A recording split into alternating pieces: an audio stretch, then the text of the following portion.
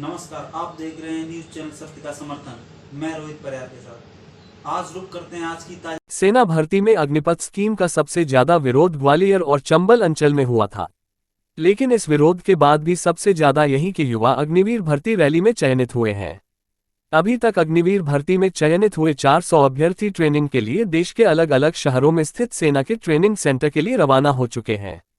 सबसे ज्यादा भिंड और मुरैना के रहने वाले युवक हैं। दरअसल ग्वालियर और चंबल अंचल सहित प्रदेश के 14 जिलों के युवकों के लिए अक्टूबर 2022 से भर्ती प्रक्रिया शुरू हुई थी। 15 जनवरी को आर्मी पब्लिक स्कूल में लिखित परीक्षा संपन्न हुई, जिसमें 430 अभ्यर्थी चयनित हो गए। 19 फरवरी से इन्हें ट्रेनिंग पर भेजना शुरू कर दिया था। शनिवार तक 400 अभ्यर्थी ट्रेनिंग सेंटर के लिए रवाना हो चुके हैं। पिछले सप्ताह 10 और रिक्त पद ग्वालियर सेना भर्ती कार्यालय को मिल गए, इसलिए वेटिंग लिस्ट में शामिल कुछ अभ्यर्थियों को बुलाया गया।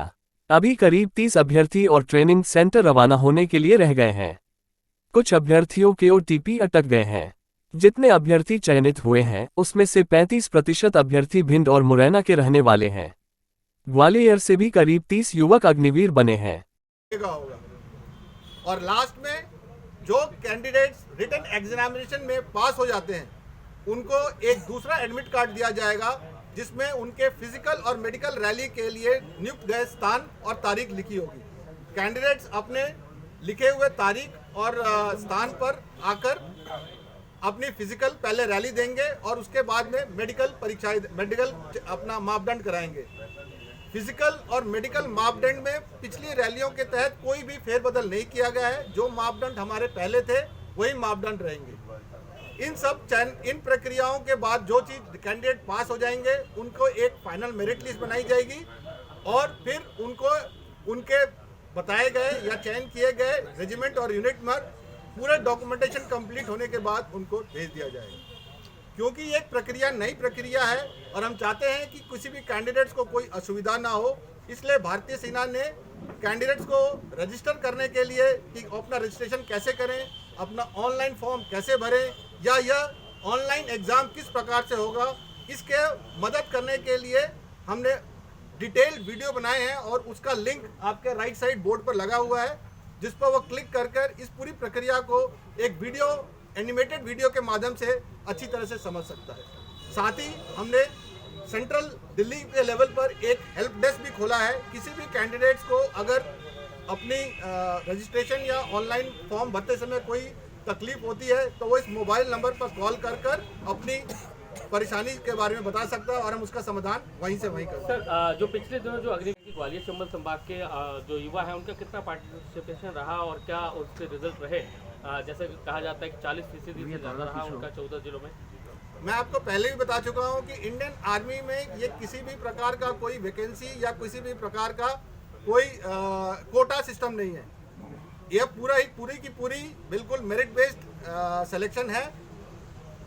ग्वालियर संभाग के लड़के बनस्पत जो छोटे डिस्ट्रिक्ट्स हैं जैसे कि निवाड़ी, टीकमगढ़, छतरपुर, उनसे इनकी संख्या कुछ ज़्यादा होती है क्योंकि इनकी एप्लीकेशन क्वांटिटी भी ज़्यादा होती है और ये लड़के देखा गया है कि इनकी रुचि फौज में ज्वाइन करने की ज़्यादा होती है। तो लगभग मान के चलिए 30 से 40% कैंडिडेट्स ग्वालियर संभाग से कैंडिडेट्स अप्लाई करते हैं और सिलेक्शन होता है। के माध्यम से कैंडिडेट्स को एक चीज़ और बताना चाहता हूं कि उनको ये बात समझ लेनी चाहिए कि ये पूरी की पूरी जो प्रक्रिया है ये पूरी की पूरी कंप्यूटराइज्ड और ऑटोमेटेड हो चुकी है। अब इसमें किसी भी प्रकार की शोर सिफारिश या जो ठग हैं, जो टाउट हैं, जो पैसे लेकर भर्ती प्रक्रिया में कुछ चेंजेस करने की जो बात कहते हैं या कैंडिडेट को करा देने की बात करते हैं, वो बिल्कुल ना के बराबर है। तो मेरे कैंडिडेट से अनुरोध है और उनके साथ ही उनके अभिभावकों के यानी उनके पेरेंट्स से भी अनुरोध है कि किसी भी प्रकार के ठगों के इस बहलावे फुसलावे में ना आए। ये पूरी की पूरी प्रक्रिया मेरिट बेस्ड है और पारदर्शी है। इसमें किसी भी प्रकार का कोई भी ठग इसमें हस्तक्षेप नहीं कर सकता है और अगर कैंडिडेट में अपना कैपेबिलिटी है और उसमें आत्मविश्वास है तो किसी के सहारे, किसी बिना सहारे किसी के वो इस चयन प्रक्रिया को पास कर देश में अग्निवीर बनकर देश की सेवा कर सकता है। धन्यवाद। Thank you sir. जो नहीं आई है किस तरह से पूरा प्रोसीजर रहने वाला है? इंडियन आर्मी ने अपनी रिक्रूटमेंट पॉलिसीज में काफ़ी बदलाव लाया है। इसी के तहत अग्निवीर या अग्निपथ का प्रोसीजर लाया गया था। इस साल उस प्रोसीजर में भी कुछ एक तब्दीलियां लाई गई हैं। इस साल यानी कि 2023 और 2024 में होने वाली भर्ती में जो चयन प्रक्रिया है वो 4 चरणों में पूरी की जाएगी। पहले चरण में कैंडिडेट्स को www.joinindianarmy.nic.in पर अपने आप को रजिस्टर करना पड़ेगा। रजिस्टर होने के बाद कंसर्न एआरओ ऑफिस, अलग जो इंडियन आर्मी में अलग अलग एआरओ के ऑफिस हैं, वो अपना नोटिफिकेशन जारी करेंगे।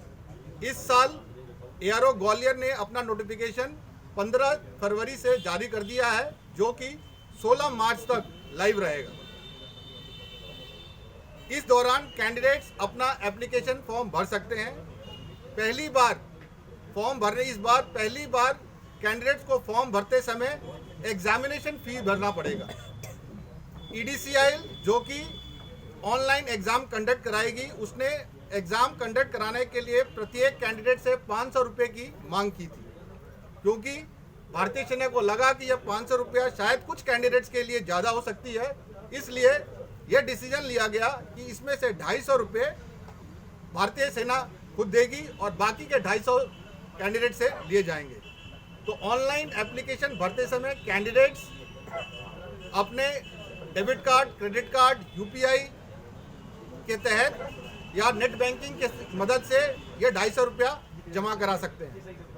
जैसे ही एप्लीकेशन कंप्लीट होगी और यह 250 रुपये की फीस पूरी हो जाएगी तो एक एडमिट कार्ड और एक रोल नंबर जनरेट होगा, जिस पर डिटेल्ड इंफॉर्मेशन लिखी होगी कि कैंडिडेट्स को कौन से दिन और कहां पर आकर एग्जामिनेशन देना है।